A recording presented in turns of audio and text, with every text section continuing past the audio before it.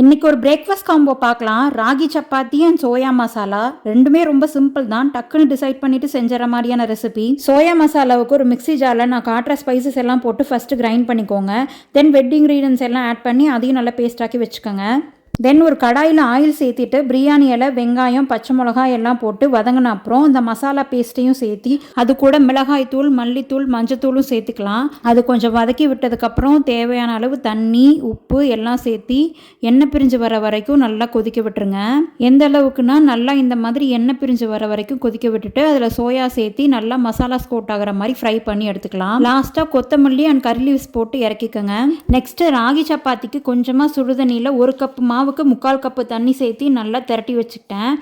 அதை எப்பயும் சப்பாத்தி தேய்க்கிற மாதிரி தேய்ச்சி வச்சுக்கிறேன். ஷேப் கொஞ்சம் அவ்வளோ ஈவனாக வரல, பட் டெக்ஸ்சர் நல்லா வந்திருந்தது. நான் கல்லில் போட்டு காட்டுறேன் பாருங்கள் எந்த அளவுக்கு குப்பி வருதுன்னு. ஆக்சுவலாக இந்த மாதிரி ரெசிபி செய்கிறப்போ தான் எனக்கே தெரியாமல் ராகி நிறையா டயட்டில் சேர்த்துக்கிறேன்னு நோட் பண்ணேன். அதே மாதிரி சோயாவும் நல்ல ஒரு vegetarian protein source. So non veg டேஸ்ட்டில் நல்லா வந்திருந்தது. கண்டிப்பாக ட்ரை பண்ணி பாருங்கள்.